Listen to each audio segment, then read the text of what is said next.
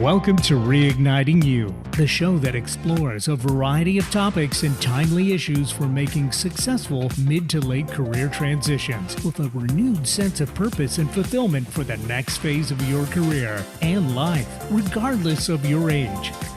Now, here's your host, Lisa Downs.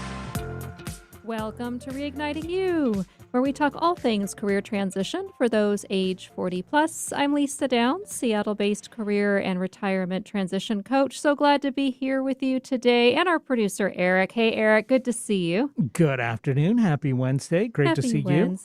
Happy Wednesday to you. And we've got another great guest lined up for today. John Milikowsky of Milikowsky Tax Law is here to talk about financial and tax implications of starting your own business or being independent in your work. And I'll introduce John right after this first break.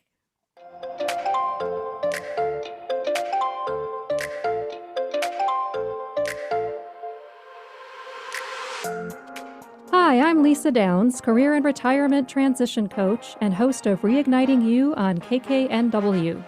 I guide age 40-plus professionals to gain clarity, a renewed sense of purpose, and a career transition plan within 90 days so you can lead a fulfilling life regardless of your age. No longer does change have to mean riding off into the proverbial sunset. Let's talk about what your next phase of life can look like. Visit yournewaspect.com or call me at 425-216-3015. That's 425-216-3015. New Aspect Coaching. Fresh perspectives for your career. What's your story? Have you ever sat with that question and looked to your heart for the answer? It's time to explore the real you. Tune in Thursdays from 4 p.m. to 5 p.m. for the brand new show, Story You, with Coach Debbie. Debbie and her guests have a mission to inspire and coach you to find your voice. If you need direction, Story You with Coach Debbie is for you. If you want to be an author, Story You with Coach Debbie is for you. Tune in Thursdays at 4 p.m. and be inspired. Need help getting started with self-help? You came to the right place. Alternative Talk 1150. Welcome back to Reigniting You, the show that focuses on all aspects of making mid to late career transitions. I'm happy to introduce today's guest, John Milikowsky. Before founding his practice, John was a manager and owner of several small businesses for 20 years. Because of this, John is passionate about advocacy for business owners, especially as they navigate audits and investigations. John is especially proud of his work with clients, including his tax proposal to the IRS, U.S. Treasury, and Congressional Subcommittee, and being named one of the top 3 San Diego tax attorneys by the Union Tribune in 2016. John has represented business owners in hundreds of tax audits to help local companies stay in business. He's a member of the California Bar Association, American Bar Association, and San Diego County Bar Association. He's married and is the proud father of 3 girls and plays a mean duet on the piano. Nice.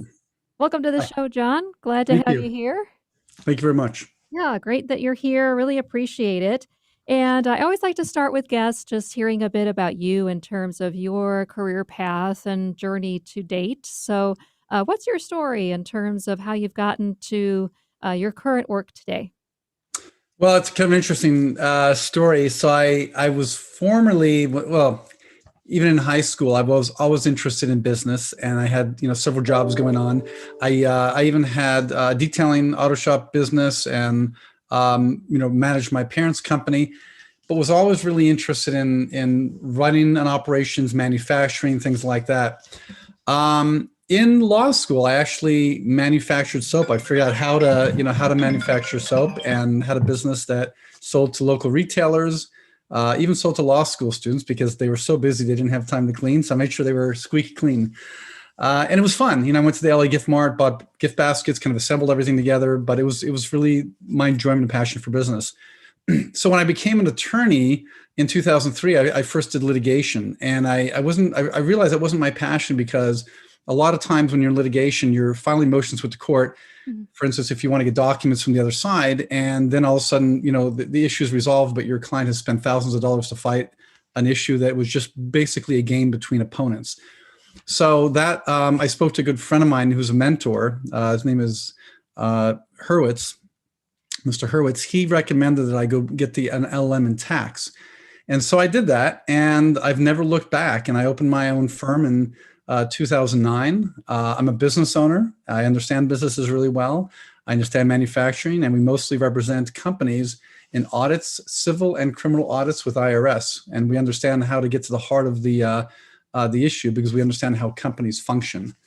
So that's kind of my life story so far. Oh, cool. So it sounds like a really nice pairing between your interest in entrepreneurship and business and then the law side. Yeah, it is. And that's what really makes us successful is that we understand businesses and transactions and marry that with the legal aspect as well as the tax. So it's tax, business, and law together. Cool. And what would you say are some lessons that you've learned along the way? So as you went from, your education and the interest in business and in manufacturing, and then, through law school and opening your firm, what are a couple lessons that you've learned? Well, I think the main one is following your passion. And I didn't really have a calling when I was younger. Some people want to be doctors and they figure out maybe at age 10, they want to be a veterinarian or something. I just knew I loved business, but I really didn't have a clear understanding what that meant. And I think if I were to redo everything, I would just try more things, right? And just get out there. It's not just simply, calling people, it's trying different jobs. And today internships are wonderful because nobody cares on a resume whether you have a paid or unpaid position. So if you try different things, eventually you'll fall into something. If you don't know, you'll fall into something that you have a passion for. And I can tell you that every morning I wake up at 6, 7 o'clock in the morning. Before I know it, I snap my fingers and it's evening. And that's how quick my day goes by because I really enjoy what I do. I have a passion for it. I'm good at it. And for me, it's fun. So those are the things that I live by. That's great. Yeah, I think that's such an important point too about just trying things on, trying things out. And to me, for some folks, it seems to hold them back in terms of that, they want everything situated, all the ducks in a row, so to speak, and to know exactly step by step what to do before really, trying something. And to me, it's, the richness of the lessons really comes from putting yourself out there, as you said, and a lot by trial and error. Yeah, you just gotta, sometimes we as human beings like to do things that are comfortable and that we're familiar with. So put yourself in an uncomfortable position, try a job, volunteer for a position, something that's different that makes you feel uncomfortable because you're going beyond your comfort zone and trying something you may not be as familiar with or good at. And you Yeah. might find and be surprised that you actually do enjoy doing that.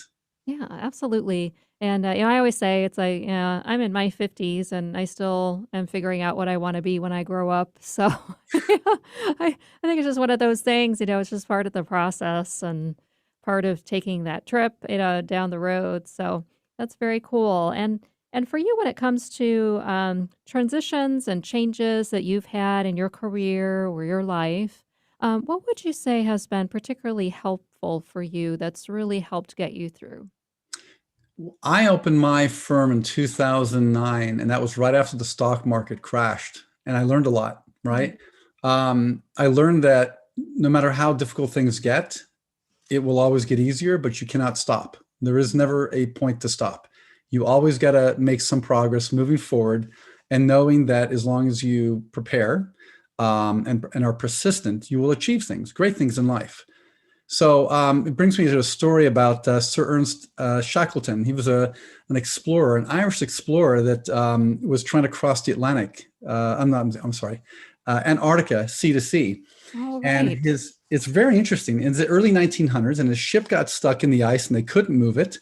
And some of his crew died, and some of them survived. But the story in the end is the people who survived are the ones that didn't set a deadline that they were going to be rescued or be free by a certain date. It wasn't going to be Thanksgiving or Christmas or New Year's or whenever. Those people perished because they kept on having to change the deadline. They died of, basically giving up. They had no more will. But the people who said, we're going to make it no matter what odds, we're not going to set a deadline. The only goal is we're going to survive. And that's the policy that I live by today. I will survive. I'm going to always improve myself. Every 3 years, I do something different, whether it's getting another degree, expanding my career somehow, knowledge based, but always trying something different every 3 years and never giving up. Love that. And yeah, that really speaks to me to that concept of lifelong learning, as well as just that perseverance, right? And not being defeated, and not, when you have something that's not great that happens, that you're able to still have that will to continue and achieve what your vision is, and what you're looking to achieve. But I love that you mix things up every few years and continue learning and growing, and that's excellent to hear. So I applaud you for that. Yeah, That's thank you. great. I hate complacency because I don't think you can ever be complacent. You always have to achieve and Right. go beyond. Yeah, absolutely. Great. Well, thank you so much, John, for sharing about your own career path and your insights and lessons. And it's already time for our next break. So when we come back, John and I will talk more about financial issues when it comes to transitioning to more independent work.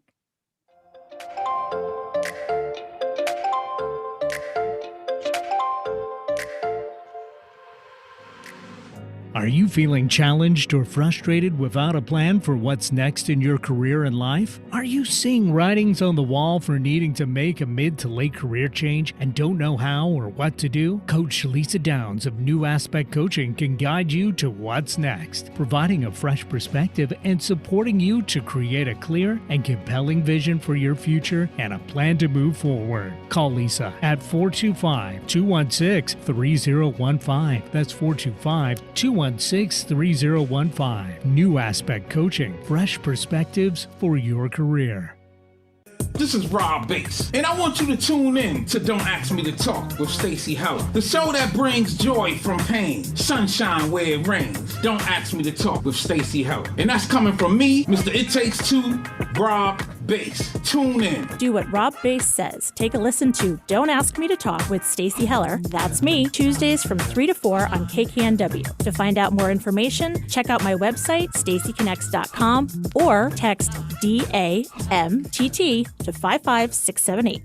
Hello, I'm Nathan Mum. Join me and Mike Roday as we host a weekly technology show that talks about technology for the everyday common person. We are a live radio program that airs Saturday from 4 to 5 p.m. on YouTube, Facebook, and Twitch. If you go to facebook.com/TechTime Radio, youtube.com/TechTime Radio, or twitch.tv/TechTime Radio, you can catch us live Saturdays from 4 to 5 p.m. You can find us at all podcast services online from Apple to Google and everything in between.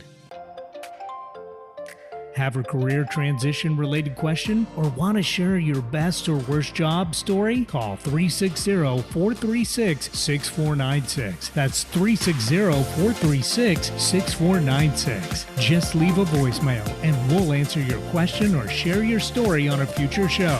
Stay tuned for more Reigniting You with Lisa Downs. Exploring new territory every day. This is Alternative Talk 1150. Welcome back to Reigniting You, the show that discusses timely issues and topics about career transitions for Gen Xers and Boomers. I'm your host, Lisa Downs. Just a note that if you'd like to get in touch with me, feel free to go to my website, yournewaspect.com. There you'll find a way to reach me, as well as information about taking my free career transition quiz, and to get on my email newsletter list to receive weekly career tips over email. So just go to yournewaspect.com. We're here with John Milikowsky, founder and managing attorney of Milikowsky Tax Law. So John, let's go ahead and jump back into our conversation. For those who are in career transition, there's a lot to think about, and for some, it means starting a business. So what are some of the tax and financial implications that they might need to pay attention to for that? That's some good questions. Well, maybe I can kind of give you an experience share. So when I opened my firm in 2009, before I did that, I developed a business plan, right? And how am I going to distinguish myself from my competitors? So I met with other leading tax attorneys in town and understood what they do and how do I distinguish myself so that we could work together rather than maybe fighting over the same client. But truthfully, the pie is really big enough. So finding a niche is probably the single most important thing I could recommend, because that's something that it took me about 3 or 4 years. And had I thought about that early on, I probably could have taken a little bit more market share and developed a better, earlier on, a more of a reputation for focusing on certain tax issues. The other thing I'd recommend is making sure that if you're going to go into business, not really a financial consideration, but making sure you're passionate about it, right? Because if you're not, you don't have 2 feet into it, you may not have as much effort. You might not put as much effort in and planning into it. So make sure it's something you really want to do. Draft a profit and loss statement, and is also helpful. Before I opened my firm, I actually wrote one out by hand, and I do that for my clients as well. Right now, we review their financials all the time.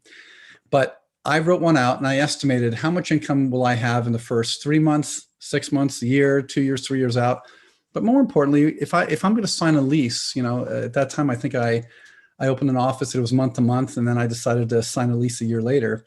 And that's a big commitment for a starting business owner. So a 3-year lease, wow. I mean, where's the business going to come from? Yeah. So I estimated what that was going to be. And then I underestimated income and overestimated expenses. And so that I had, there was some buffer right there. You never want to be right on, because otherwise, if your numbers are off, you might be losing money. The other thing is to make sure that you have enough cash flow. So I wanted to have at least enough cash as if I made no money, that I could pay all my expenses for the first 6 months, but also have a way out. So you might consider getting an executive suite, or even a month-to-month rental unit now. Start small, be conservative, keep the costs low, so that if you have to tweak things and change things because the economy changes, that you have the ability to do that. You want to have the control early on. Great. Yeah, that's sounds like excellent practical advice that anyone can do. That's easy to digest, and some great action items there.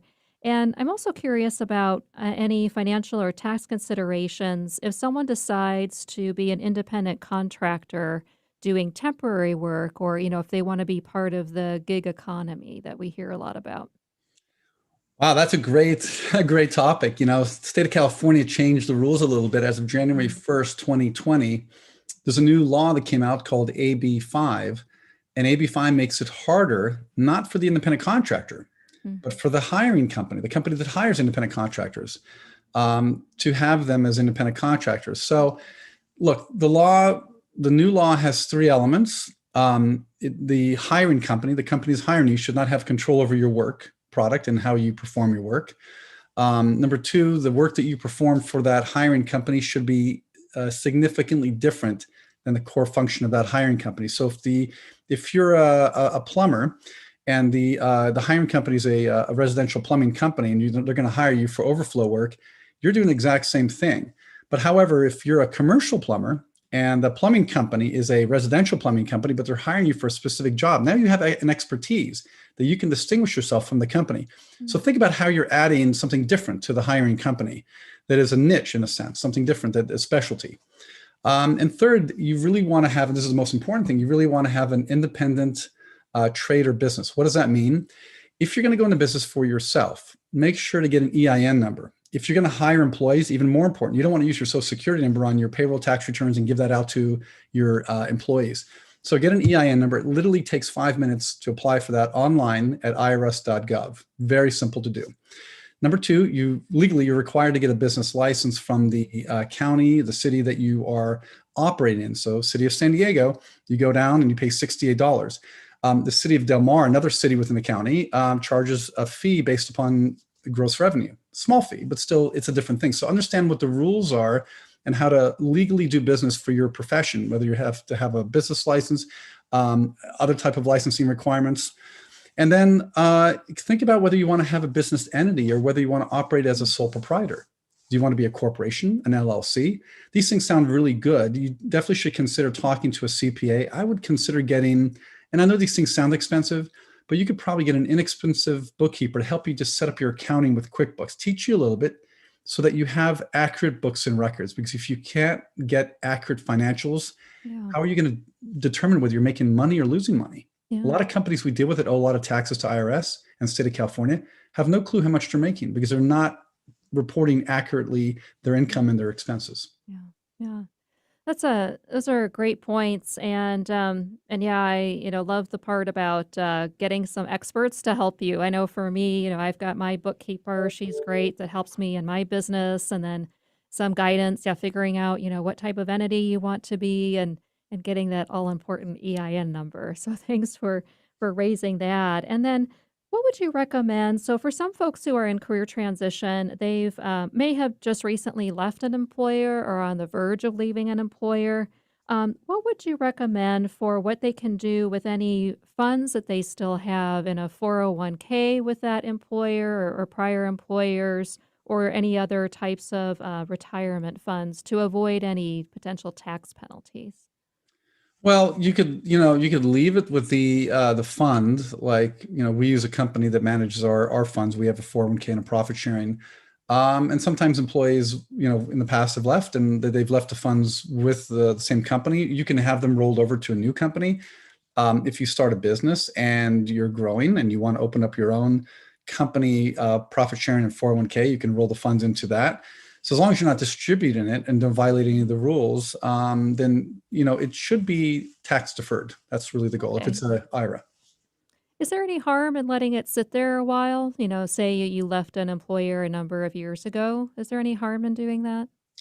No, I mean, I don't see any issue with that. Hmm. As long as you're getting your monthly statements or your quarterly statements and you feel confident that they're managing your funds correctly and you have the flexibility to change things around, I don't see any harm in that. Okay, great. That's good to know. And then what would you suggest people do for looking at their overall financial picture? So when they're faced with making a decision about what to do next in their careers or life in general, what would you say kind of what are some high level strategies or tactics you'd recommend just for getting a good picture of their situation?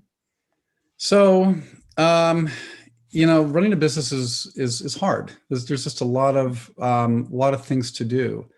I would, before you start a business, I would definitely recommend understanding the industry you're going to get in and making sure you've maybe even talked to a financial planner and a CPA, making sure you understand you take care of things ahead of time. For instance, before you open a business bank account, you may need an EIN number. And if you're going to have a name for your business, you're going to have to file a fictitious business name, which then has to be published for several weeks in a legitimate newspaper. So I would take care of all that ahead of time. If you're currently working, right, for another company as an employee, or maybe as an independent contractor, but want to open another business, take care of these things ahead of time so that if there's any lead time, you're not now waiting for the government entity to get back to you, whether it's forming a corporation. So get all those things taken care of. Making sure you have enough funds. I think that's probably the most important thing. A lot of businesses Yeah. don't do well because of cash flow. Cash flow is key. When you have cash, you can do a lot. When you have no cash, banks don't want to loan you. That's another thing, another good tip. Get a loan from a bank if you're an independent contractor, you're making money. Get a loan when you're profitable, because when you really need the money and you're having a hard time, it'll be very difficult to get a loan from a bank. And a credit line is usually a typical thing that I would recommend. Yeah. And are you, just by way of follow up, are you seeing just quite a number of clients or people who who are taking out small business administration loans or going with the PPP loans during this time of the pandemic? What have you been seeing out there? Yeah, there's quite a few number of people who have filed for and received the PPP-1 and the PPP-2, as well as the EIDL. So the PPP is potentially forgivable, right? If you qualify, you can ask for forgiveness. And I know several people that have had that been granted. There's a new round of PPP funds. And so one really important thing to keep in mind, if you're going to be applying for those PPP loans, I've heard some horror stories, and we actually have clients that we currently represent who may not have provided 100% accurate information to the SBA. Mm. Don't hire a company that you don't know about, making sure that you submit the information to the SBA. Don't let this third party submit it, because it's your signature and you're signing something under penalty of perjury. You really want to make sure it's accurate. But I do see a lot of those loans coming to fruition right now. The other thing I was going to suggest, and if you do get an EIDL loan, it definitely, I think they give you a 12-month deferment, and then it's a very low interest rate that you would have to repay it. And it is through SBA. They do put a security interest, which is basically a lien on the company's assets. But you could pay that off and the lien would be released. But I think those are some Right. good options, because we really don't know. Nobody can predict what's going to happen over the next 12 months, let Right. alone next year. It's good to Yeah. have it. That's great. Great. Well, thank you so much for that. And last question, John, is how can people find you if they'd like to get in touch? Thanks. Our website is www.milikowskytaxlaw.com. That's milikowskytaxlaw.com. I know it's a mouthful. We're also on YouTube. We have also a telephone number, 858-450-1040. Happy to take any questions if people have questions on any of the topics we discussed. Happy to chat with them. Excellent. Well, thank you so much for being here today, John. We really appreciate your time and insights and recommendations for all of our listeners. Thank you, Lisa. Yeah, you bet. So it's time to wrap up today's show, and that means it's also time for my reignition recommendation, your weekly career transition tip. And today that is to create an environment for you to have time to think, free from distractions. So much of the time we get so wrapped up in our day-to-day treadmill, just running, or have so much going on that it's really hard for us to have the headspace to really take time to think, do some self-reflection, and make some decisions and do a bit of problem solving free from other distractions, our environment. So I really encourage you to make the time and set it aside to do some deep thinking, which we typically don't give to ourselves that often. Well, thanks, Eric, for your support today, as always. So, what stood out to you from our conversation with John today? Well, lots of great stuff there. Anybody that talks about Ernest Shackleton is all right in Yeah, my book. that's a great story. Yeah, I saw the movie, the documentary about it called The Endurance a long time ago, Yeah. and it still gets to me. It still Good. makes me think. Yeah. So I thought that was great, and so many good tips. I thought about maybe starting a business as my next career step. So this is an episode I think I'm going to have to go back to again and again Great. to take down notes. Yeah, excellent. Well, thanks so much. And remember that if you'd like to get in touch with me, you can visit yournewaspect.com, where you can take my free career transition readiness quiz. You can also sign up to receive my weekly career tips. And join us next Wednesday at 3 o'clock when it's time once again for our monthly Best Job, Worst Job, First Job episode, when I'll share listener stories and career news. As a reminder, you can share your story by email at reignitingyou@gmail.com or leave a voicemail for me at 360-436-6496 to share it over audio. Thanks for listening, and we'll talk to you next week on Reigniting You.